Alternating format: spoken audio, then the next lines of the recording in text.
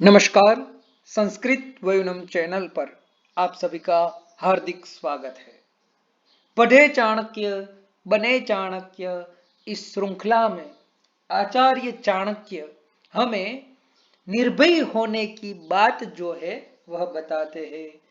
मनुष्य को कभी भी अनागत जो भय है उससे डरना नहीं चाहिए। कोई भी चुनौती जो है उस चुनौती से डरना नहीं चाहिए, लेकिन उन चुनौतियों का सामना करना चाहिए। कुछ कुछ विज्ञापन आते हैं जो मनुष्यों को भ्रमित करने वाले होते हैं और कहते हैं इसको पियो और आप भय से मुक्त हो जाओ। लेकिन कोई भी ड्रिंक जो है, कोई भी पान जो है वह मनुष्य को निर्भय नहीं बनाता। निर्भय यदि बनाते हैं तो वह है शास्त्र। सत्शास्त्रों के सेवन से ही मनुष्य जो है वह निर्भय बनता है। यदि शास्त्र नहीं है, शास्त्र सेवन में इच्छा नहीं है, तो फिर सदगुरु का सेवन करो। सदगुरु के सेवन से, सदगुरु के आश्रय में रहने से मनुष्य निर्भय होता है। तो दो ही चीज जो है वह मनुष्यों को निर्भय बनाती है। एक तो सत्संगति, फिर वह सत्संगति में सदगुरु भी हो सकते हैं, सन्मित्र भी हो सकते हैं, सत्परिवार भी हो सकते हैं और कोई भी हो सकता है, या तो फिर सत्शास्त्र। तो यही दो चीजें हैं वह मनुष्य को निर्भय बनाती है। तो कहते हैं तावत भयेषु भेतव्यम यावत भयम अनागतम आगतम तु भयम दृष्ट्वा प्रहर्तव्यम असंकया।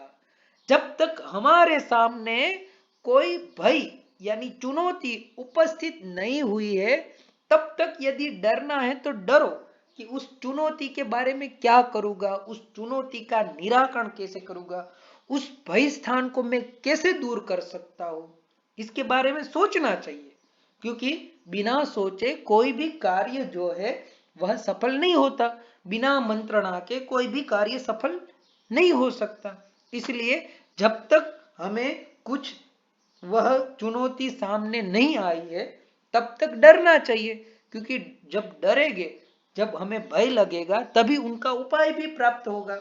जब भय है तो ही निर्भयता की स्थिति है, भय है ही नहीं तो निर्भयता की स्थिति भी कैसे प्राप्त होगी।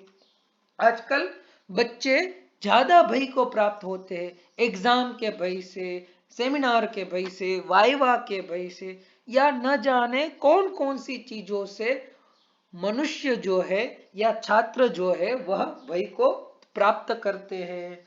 ठीक है, और उसमें भी मोबाइल इत्यादि के ज्यादा उपयोग से, सतत उपयोग से उनके जो मनोबल है उन पे भय का शासन हो जाता है। यानी छोटी सी बात में ही आज के छात्र, आज के मनुष्य जो है वह हाइपर हो जाते हैं या भयग्रस्त हो जाते हैं और फिर वह न करने जैसी चीजें करते हैं उस भय से दूर होने के लिए। लेकिन आचार्य कहते हैं कि भय तभी तक रखना चाहिए जब तक वह भय हमारे सामने सम्मुख नहीं हुआ है। जब भय से, जब चुनौती से हमारा सामना करना ही है, चुनौती के साथ दो दो हाथ करना ही है, तो फिर डरना क्यों। जो होगा वह फल की इच्छा हमें क्यों करनी है। हमें तो हमारा बेस्ट देना है। जो हमारे सामने आया है उस भय को भी हमें भयभीत करना है। वही बात आचार्य इस श्लोक में दर्शाते हैं और कहते हैं आगतम तु भयम दृष्ट्वा प्रहर्तव्यम अशंकया। यानी बिना किसी शंका के निशंक होकर हमें उस भय का सामना करना है, उस चुनौती को सामना करना है और उसे, उस चुनौती में से हमें बाहर आना है।